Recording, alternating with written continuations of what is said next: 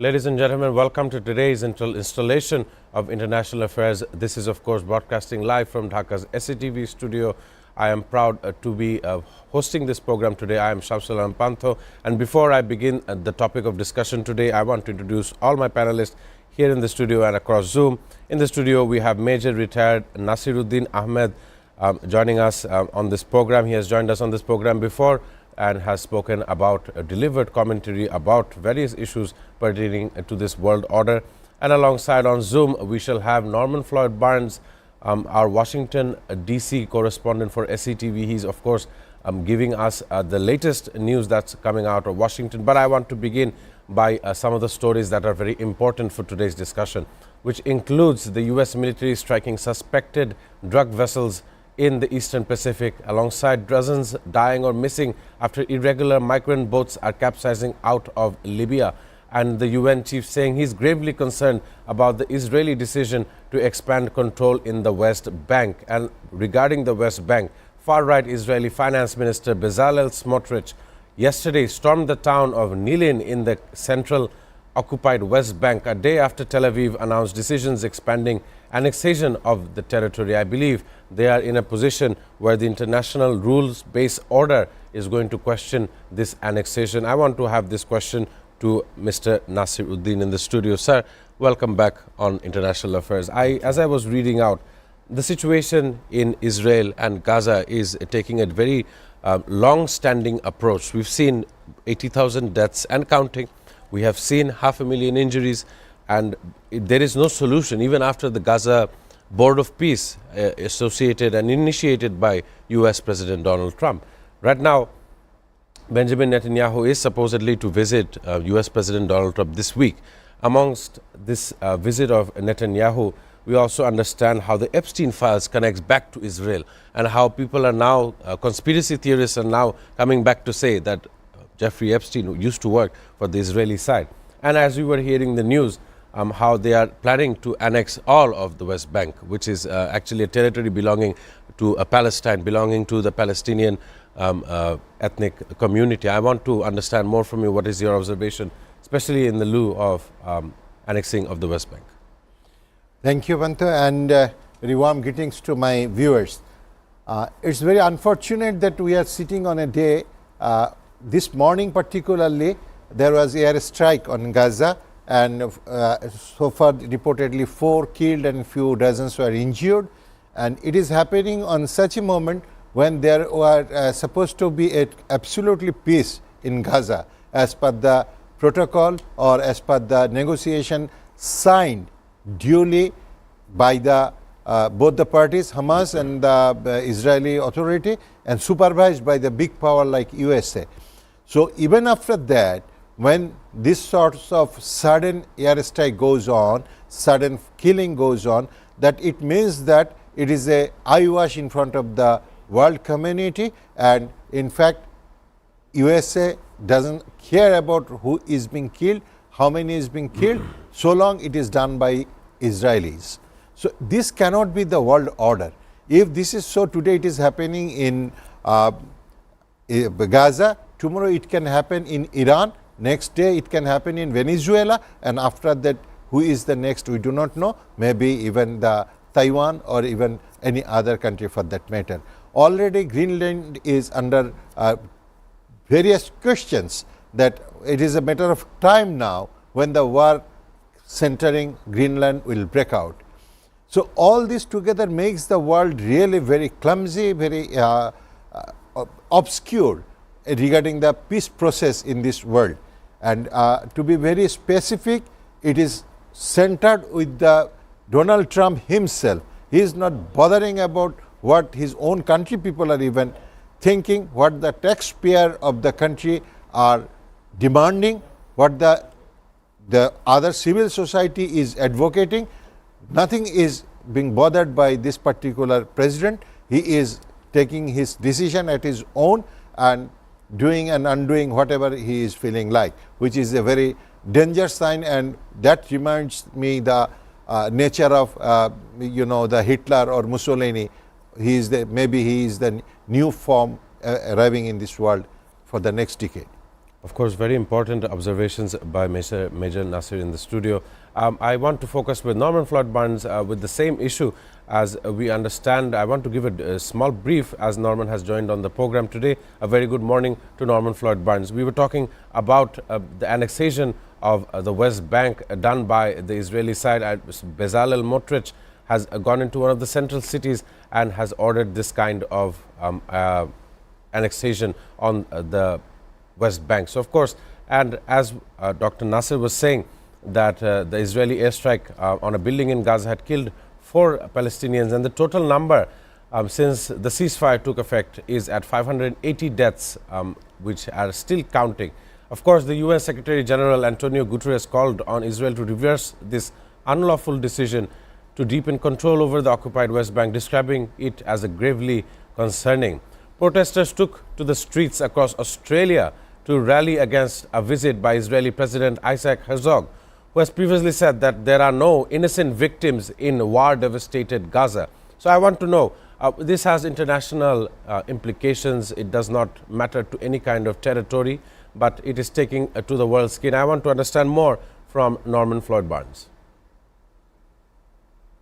Greetings, good morning. The situation in Gaza has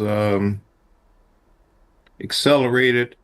The United States is apparently not responding to this latest provocation, and it appears that the annexation is in process, and the peace process over there is starting to unfortunately come apart, and it looks like the Israelis is going to move again in the process of annexation of the West Bank. In addition to the current situation with Gaza, and we are not here in the United States are not pleased with what's happening, but it appears that their plan is in place right now for a total takeover. Of course, and it's not just that, it has huge global significance. We look at Australia. The Council on American Islamic Relationships has expressed support for Australian demonstrators who rallied against a visit by Israel's president to their country.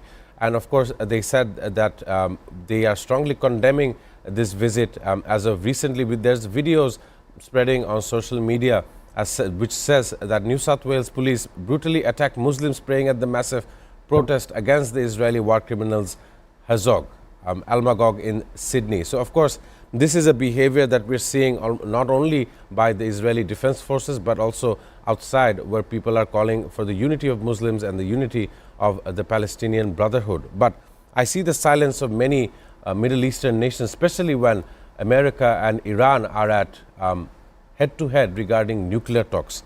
I want to focus back into the studio with Dr. Nasir. We know that Iran has a very recent meeting with the United States counterpart in Oman, Muscat.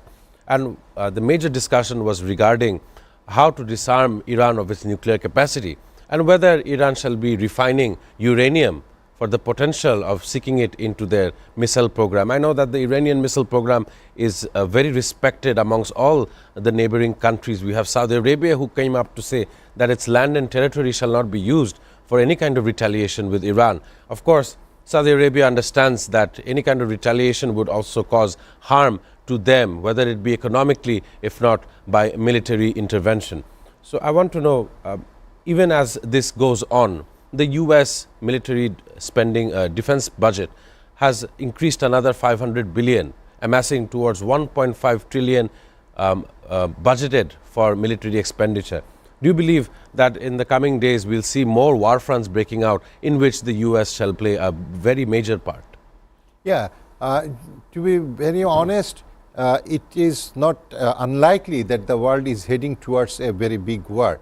Maybe this time war will, the human being or casualty of the human being should be less in the war field, but entire world community will have to pay for this.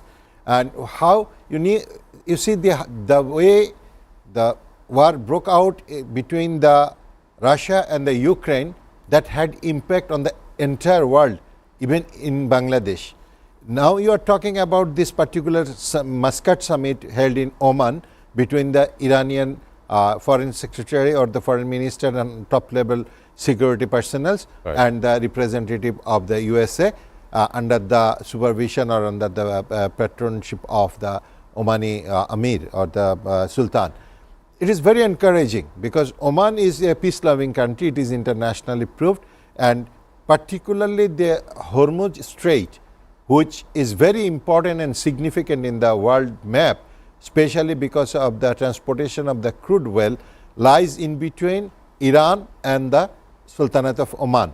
So Oman, if it takes a part either in favor of Iran or in favor of USA, that makes a big difference as far as the domination over this Hormuz Strait is concerned. So Oman now taking a peace initiative means something very different, something very important.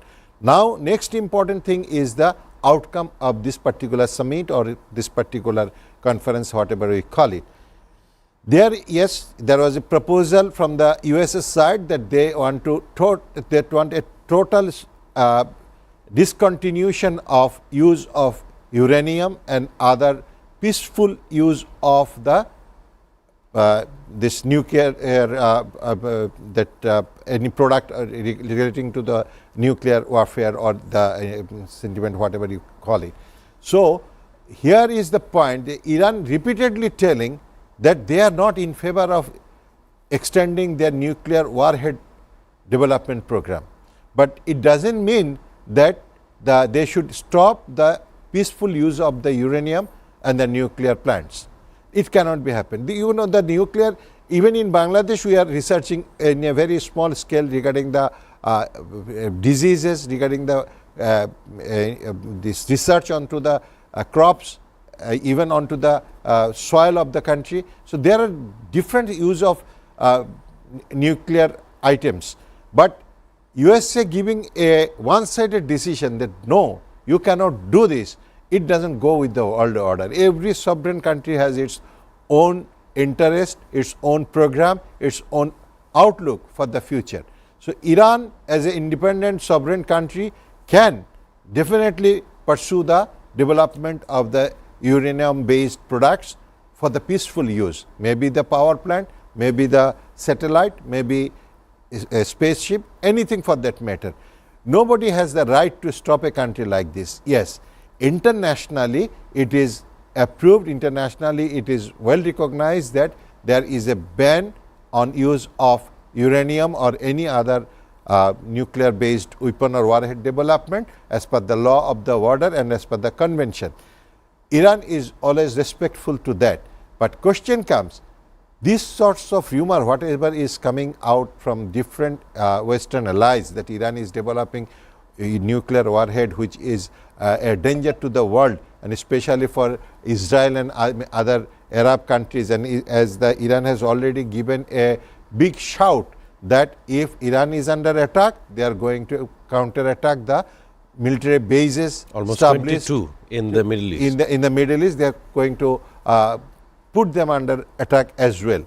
So that particular big shout probably made a big question in the mind of Western allies. That's why they are coming to Iran and trying to put some embargo on this.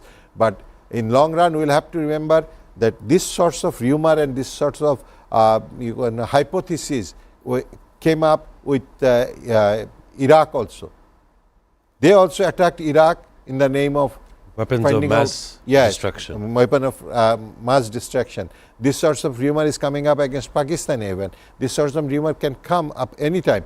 But this doesn't mean that with the name of this, some country will be annexed, some country will be put under pressure. At the end of the day, every country should enjoy their sovereignty and their right to live and develop their society with whatever peaceful process they have. Very important observations from Dr. Naseer. And of course, every country should have the right to practice their sovereignty and of course develop their own systems. But there is a news coming out of the US that I want to share more with Norman Floyd Barnes. Let me do a recap before asking the question.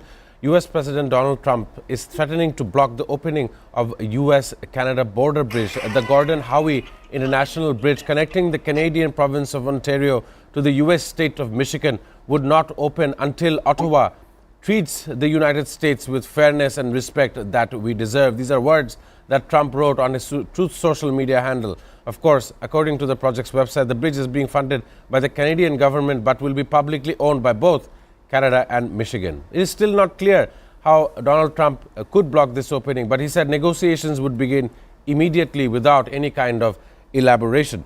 So I want to ask Norman Floyd Barnes, Mark Carney, the Prime Minister of Canada, who has recently visited China, who has recently got very big foreign investment from the Chinese side for electric vehicles, putting a strain and threat to the US domestic market of foreign imported vehicles.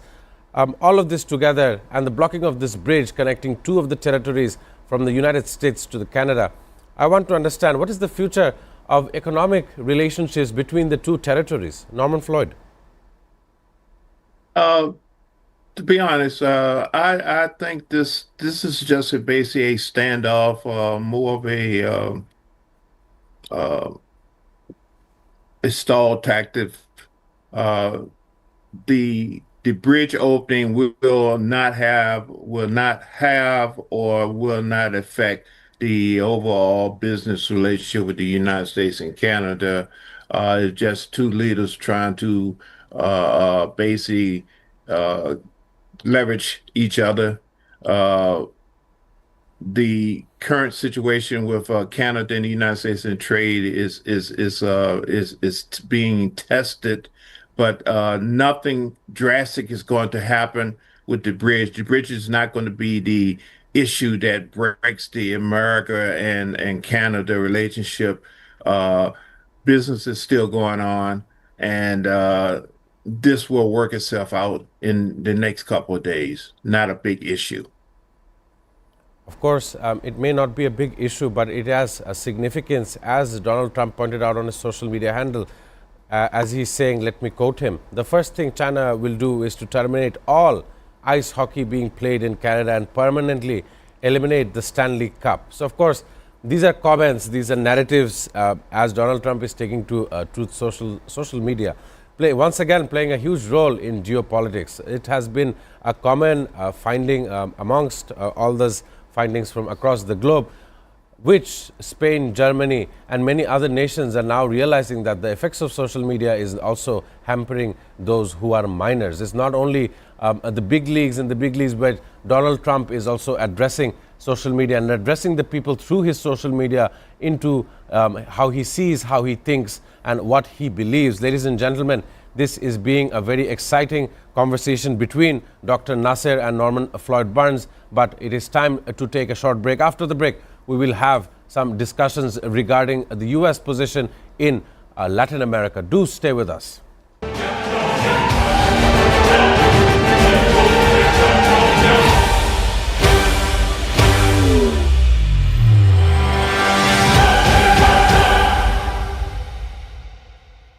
or 900.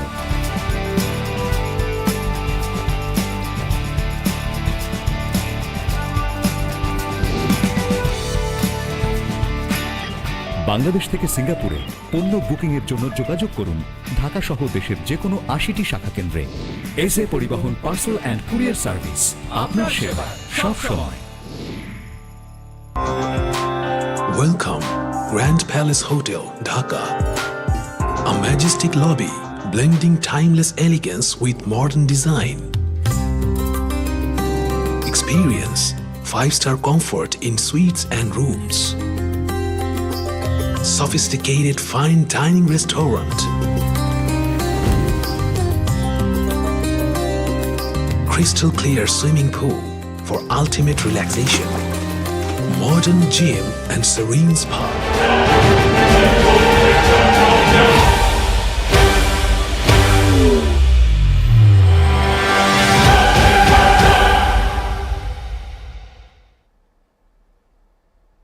Ladies and gentlemen, welcome back on International Affairs Today. I'm joined with Dr. Nasser in the studio, while we have Norman Floyd Barnes joining us from Washington, D.C. this latest news that I am receiving has some kind of importance on the global stage. We understand that in the start of this year, we have seen the capturing of Nicolas Maduro, the leader of Venezuela, who is now in a precarious situation. However, this has effects that has ranged from other native countries in Latin America. Of course, Colombia had been affected regarding this very same issue, in where Gustavo Petro had met White House officials, and there is some kind of negotiation ongoing. However, it is not the same when we talk about the nation of Cuba. The U.S. pressure pushes island nation's 11 million people into the brink as Cuba imposes emergency amid fuel crises. This is the latest coming out. The U.S. oil blockade is causing a severe energy crisis in Cuba. The government forced the nation to ration fuel and cut electricity for many hours a day, paralyzing life in the communist-ruled island nation of 11 million people. The bus stops are empty. Families are turning to wood and coal for cooking, living through near constant power outages amid an economic crisis worsened by the Trump administration's steps in recent weeks. Of course, its President Miguel Diaz-Canel has imposed harsh emergency restrictions, from reduced office hours to fuel sales, in the backdrop of looming threats of regime change from the White House. I want to ask Dr. Nasir regarding what I just read from an article online. This is very important as we see the U.S. pressure towards Southern America, Latin America, in which even the U.S. president is not eye to eye, even with a nation like Brazil and its leader Lula da Silva. So once again, it is a very trying time for Southern America, Latin America, and those who are of this ethnicity. And we see how Bad Bunny took to the award ceremony, and he said, "Eyes to go out." He's one of the award recipients of the Grammys for releasing a Spanish song, and it has garnered a lot of attention in America. However, coming back to the point, Cuba remains to be the next nation to be shaken by all of this narratives coming out from the U.S. What is your observation, and do you believe that another nation might lose its leader just like Venezuela did last month? To be very honest, this is not unlikely, because we can only dream about a great leader like Castro, and we cannot think that a leader of his magnitude will once again come back and rule a country like Cuba or any other Mexican country or any other Venezuela or whatever Southern American or North American country, whatever you say. But unfortunately, what we observe is that expectation from a big neighbor to small countries is not any favorism, not any backbiting, not any petting, but only thing is to allow me to flourish with my capacities, with my way, with my design. But here we see this America never tolerates the development of these countries around the America itself.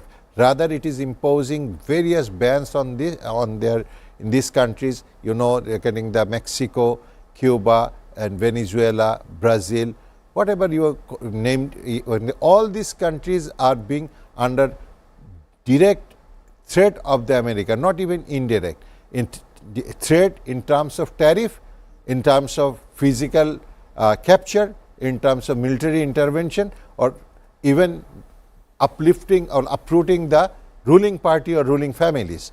So this cannot be the world order. You know, the Munich Security Conference is coming up from 13th to 15th. It is scheduled from February 13th to 15th, and the main agenda of this particular conference is the rule-based international order.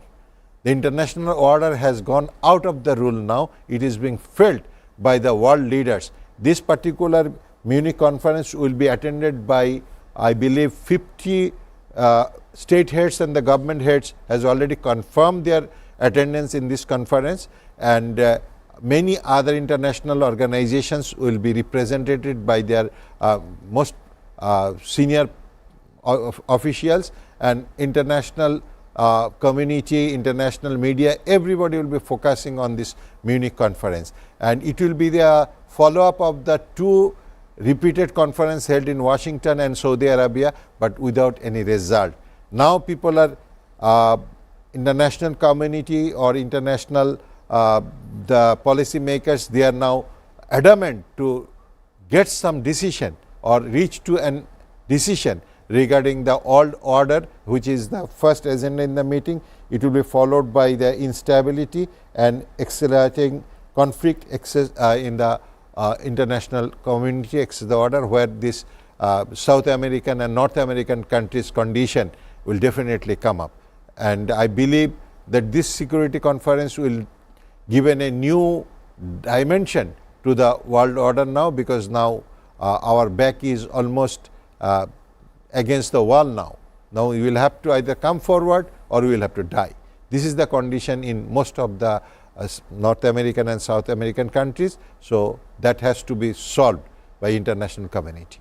Of course, that was a brilliant analysis regarding Cuba, regarding how the Munich Security Conference shall shape how it sees the entire world and how the world build-ups are going to follow through out this entire year. It is the 81st year since the Second World War, and as I say this, I believe that history repeats over and over again, and the constant being war has never stopped totally. It has been the most profitable industry, in my opinion. So I want to ask Norman Floyd Barnes also regarding Cuba. There is some of excerpts that are coming out. The Cuban state oil companies will shift to a 4-day work week with transport between provinces dialed down, main tourism facilities closed, shorter school days, and reduced in-person attendance requirements at universities. It has a very drastic effect for the entirety of the economy. And not only so, according to Perez Olivia, who's the vice president, has said the fuel will be used to protect essential services for the population and indispensable economic activities. The one government's narratives has pushed into another government's ordeals the daily duties that it has to its people. And not only so, as Dr. Nasser was also saying, there is the Munich Security Conference among us. It will begin this time around from 13th to 15th February, which is very important as the Munich Security Conference serves the world's most influential annual security forum held every February in Munich in Germany.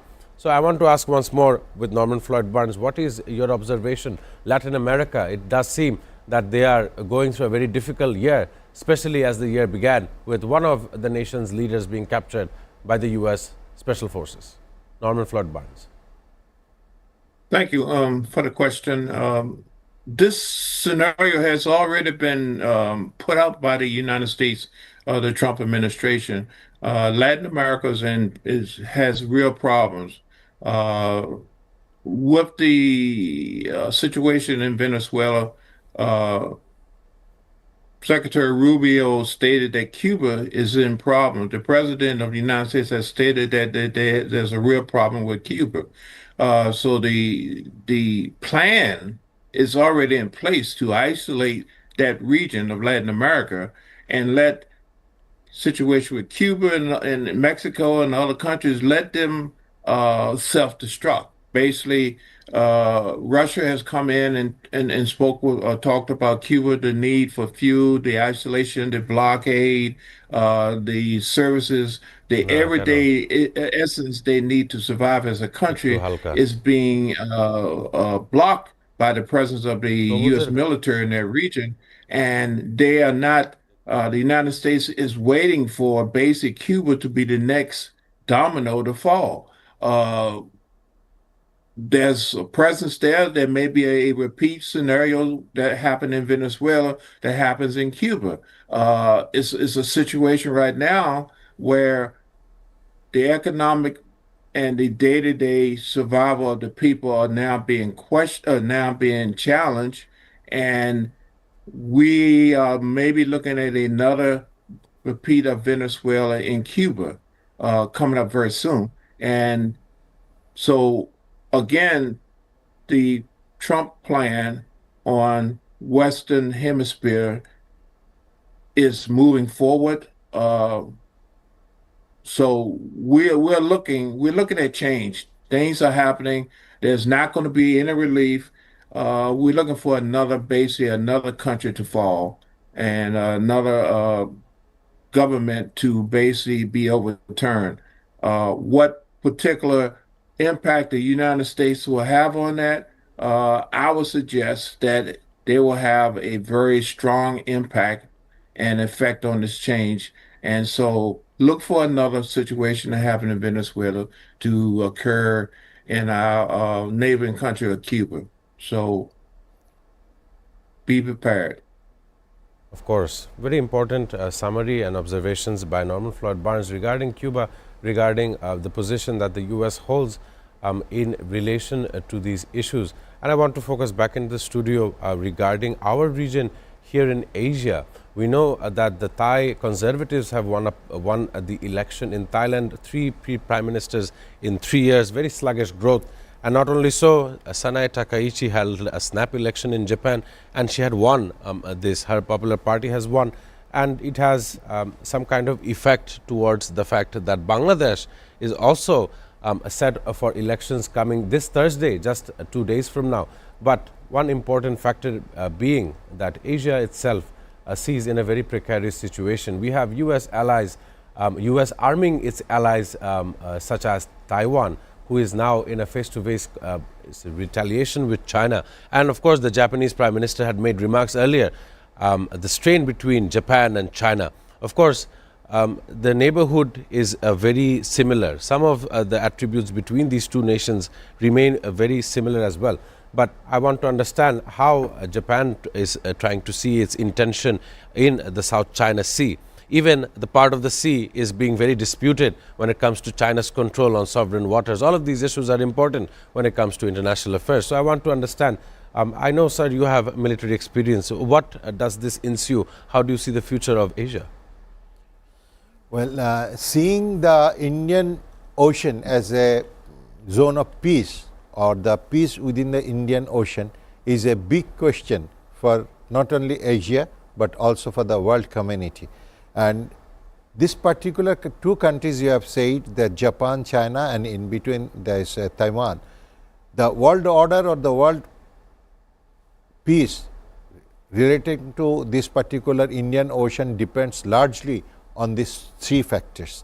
Japan, since the Second World War, was a very decisive factor for the Allied force and the Axis force both, because the naval power of the Japan was definitely a very, very crucial to the world community and even to the overall shaping of the world order. And to counter that, lastly, the USA had to first use the atomic bomb onto the Japan. That is the dark part of the history. Right. Same Japan is now in different form they have developed. Taking the lessons from this Second World War, they have developed their economy to such a height that yes, everybody or all other countries will have to count Japan for the technological support or some form in terms of technological advancement. Their treatment facilities, their vehicle development, their use of different type of high level, very precise machineries is definitely very important for the overall development of the world. In contrary, China has developed its technologies in such a scale that it can anytime make and unmake anything for a particular country only by exporting its goods or stopping its exporting the goods. In terms of if you got the raw materials, machineries, everything, almost entire world is now dependent on China, even the USA. Right. They also cannot live without China. A popular product from the US, the Apple iPhone, has historically been made in China. Now it's also turning its production into India. So historically, what you said is correct. Yes. So definitely this matters a lot. Now to counter this, USA has taken the policy that they will invest on Taiwan and probably basing on the Taiwan, because this is the place where Japan also looks very keenly. China has its own interest and they are also claiming to be its part, and that was also, Hong Kong was also under question few days back as far as Chinese interest is concerned. So altogether this Indian Ocean and its countries around the Indian Ocean will make a very, very significant role in the next few years to come, number one. Number two, as you say, slightly pointed out regarding the election in Bangladesh, this is very crucial, not only for Bangladeshis, it's for the region, it's for the world community as well. Why? I think we can discuss in the next segment also. Of course, very important updates regarding how the Chinese are playing a part in the worldwide affairs and how Japan and the other territories like Taiwan is also adding on to the equation. And I want to focus on Norman Floyd Barnes in his take. Before I ask him the question, I want to read out a statement. The China-Japan relations look bilateral, but they're actually triangular. Japan cannot confront China without the US, and China cannot pressure Japan without thinking about Washington. And that is how the security nexus is being shaped. Of course, very recently, the leader of Japan, the first female leader of the nation, had said that the Chinese are trying to intimidate them in the international waters. And of course, there are so many disputes regarding some of these islands that both of these nations are claiming ownership of. Of course, Washington has allies in the region, South Korea being one of them, Taiwan as well as Japan, who are also understanding how the Western Hemisphere plays a role in this Eastern corridor. I want to ask Norman Floyd Barnes, it is with a very severe concern I ask you this question, that history says that Japan and America has historic bombing situations, but that is of the past. But today they are both allied against a common China. And of course, as we've said earlier shows, that China shall not make the first offensive. It will always take to its defense. So I want to know, what is your observation and what do you think is coming in the coming days? Norman Floyd Barnes. Yes, my instincts are stating that nothing significant is going to happen. China is in a pause mode, wait and see mode. They are moving forward with their agenda of being the alternative to the situation with the Western world. Taiwan, in their mind, is part of the Chinese empire. The situation with Japan and South Korea is concerning to China, but not to the point where they are going to have to take any drastic action to protect Taiwan. North Korea has been quiet, very suspiciously, but China knows that the world depends on them. The United States also knows that we have to deal with the trade and commerce issues. In addition to the situation with Taiwan, Taiwan holds a key to what's going on in the world. The elections that is going to happen in the South Asia region, particularly in Bangladesh, will have a significant impact on the policies and what actions China takes next. Believe it or not, they are looking for a stability, a stable situation where they will be taking a soft approach to controlling the region. That is happening. Depending on the results of the election in Bangladesh, China will make its next move. It will be through a neighboring country or direct contact with Bangladesh. I can almost assure that that will happen. Based on the election results in Bangladesh, which is very critical to the region, a lot of people don't understand is very critical for the next move for China. Of course. Taiwan will be the focus on exactly economically, on technology, on how we move. Do the Chinese put pressure on the rest of the world by threatening the what we call the isolation of Taiwan and its technology? Will it affect how the United States deal with technology and what's going on? Like I said, we're depending on our smartphones, our technology used for that. That is a very strong element. This is economic power. So if China has to put the pressure on the United States and other parts to basically back off, they will. But the key is what is going to happen in the South Asia region. Bangladesh, I keep mentioning Bangladesh. It will show exactly the intent of China and how the United States respond to that. So Thursday is going to be a very important day. Friday, you'll see different moves and different response. China is going to basically have a response. Uh, they will have, and the United States will respond to that. But right now, everything is pending on South Asia right now. What is happening in the region, how things going to happen in the neighboring countries, and what we're looking forward in terms on economic empowerment. Of course. Technology is the big issue. The world needs technology, and the technology comes from that region. So it will have a big effect, and just wait and see exactly how this thing plays out.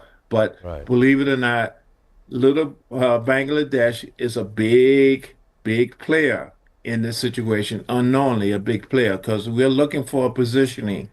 We're looking for positioning of the Western versus the China Right. syndrome. What's going on? So be prepared for a drastic response from your neighbor from China on Friday. Of course, I must thank Norman Floyd Barnes. Very important upgrades, not only regarding China, but also what we will see this Thursday and how China will use the election, or if not the results of the election, that will have an adverse effects on economic posturing between all of these nations. I must thank Norman Floyd Barnes for joining us on the program. Ladies and gentlemen, it is time to take a short commercial break.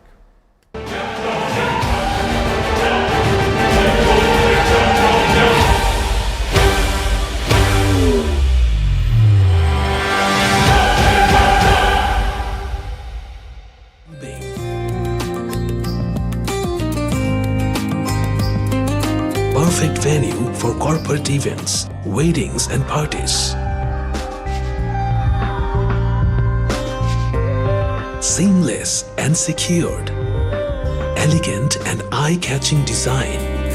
Indulge, relax, discover the first 5-star chain hotels in Bangladesh. Grand Palace Hotel Dhaka, 22 Kakrail, Dhaka, Bangladesh.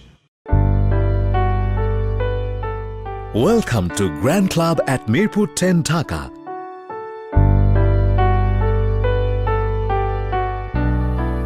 Elegant spa and wellness facility for ladies and gents.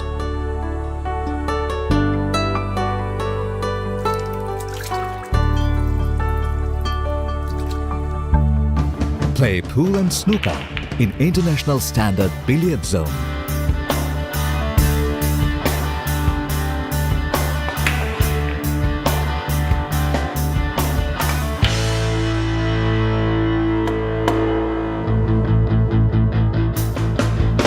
World-class gym facility with exclusive equipment for man and woman. A restaurant of delicious local and international cuisine.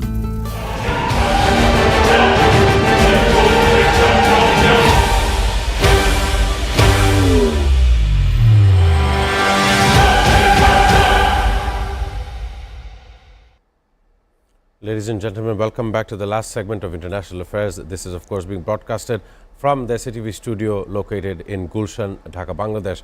But as our geopolitical correspondent was asserting, that because of this election, we will see international reactions coming out of who is going to be the winner of the 13th national elections. Of course, a popular referendum is also being held.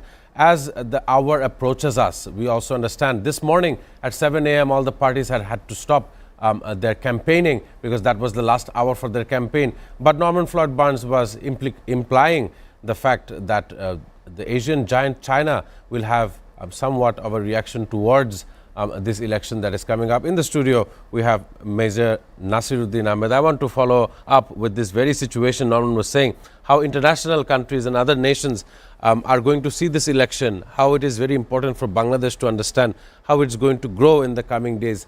given that there are some key election issues. We have corruption, which is a top concern with broad public demand for accountability. We have inflation and the cost of living that has taken a toll just on the Bengali people. And we also know this month shall be the religious month of Ramadan, in which many people are going to struggle, not only struggling for their own faith, but struggling because of inflation. So I want to know, what is your take regarding the election on this Thursday, and shall you be participating from what polling booth and what region in the country, if you would clarify, sir? Okay, definitely this is one of the very significant turning point in the history of Bangladesh, coming up in on the next Thursday.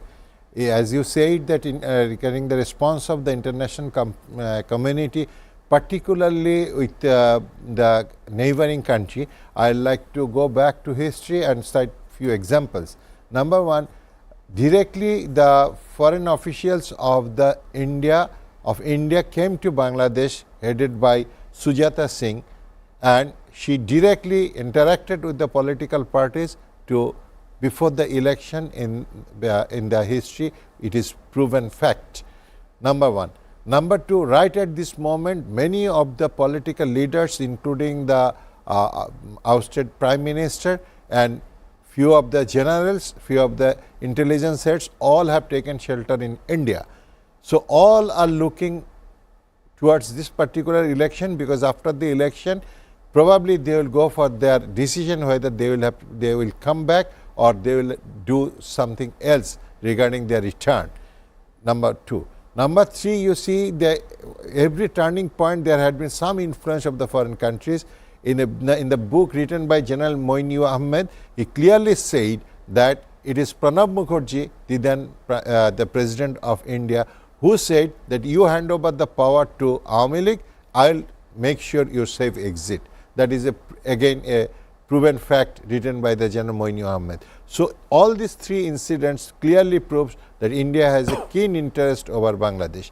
If you talk about the geopolitical side, these countries sharing the border with India, namely the Pakistan and the China, both has interest on Bangladesh, because we are also sharing border with China. So any conflict coming up with the border between China and India, or Pakistan and India, in the same toll, they will also want Bangladesh to do something within the borderline, so that India cannot give its full concentration either towards Pakistan or China. They will have to divide their concentration and resources, military resources, in three different segments, which will make them weak.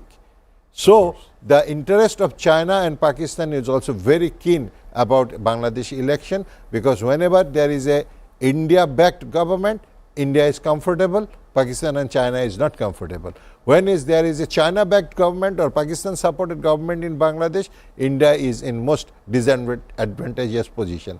More importantly, nowadays, America has some investment in Bangladesh, and very recently, just 2 days back, it has signed an agreement regarding the purchase of Boeing, that commercial aircraft for Bangladesh. So they are also interested for the deep sea extraction of the mineral resources. China has huge investment in Bangladesh, and it has its interest towards Myanmar also through Bangladesh. America also has its interest for Myanmar in the Burma Act, and already the corridor issue came up with the present government time, that there should be a corridor between the Rakhine State and the Teknaf. Bangladesh should provide all arrangements for that. So that was the interest of America. So everybody is now looking forward to the next government who is coming up. If it is backed by the Americans, then probably the scene will be in a different shape, and if it is backed by India or China, there will be different scenario. And another example I will have to quote, that the then Prime Minister Sheikh Hasina clearly said, as I did not agree to export the mineral resources, the particular gas, to India through American company Chevron, I had to lose the election. That was the official statement made by the then Prime Minister Sheikh Hasina. That means the American companies' interest also a winning factor or losing factor in Bangladesh. So all this together made this interest in this election very interesting, very attractive, Right. and eye-catching for the international community. Of course, I must thank you, sir, for breaking open the norms and whatever that is happening with the 13 national elections. I must also thank you for your contribution towards international affairs here in the studio. And I must also thank Norman Floyd Barnes, our geopolitical correspondent, joining us almost daily from the District of Columbia in Washington. I want to finish today's international affairs with a fact which says, according to the agency France Presse, the AFP fact-checking website, it says that a flood of disinformation is being thrown at Bangladesh ahead of the elections, but analysts are warning the choice is threatened by a coordinated surge of disinformation, much of which originates from neighboring India. That's it for today, ladies and gentlemen. I want to remind you all, voting is your right, and you must vote according to your wishes and future wants for the nation. Ladies and gentlemen, that's it for today. I shall see you all on tomorrow's International Affairs.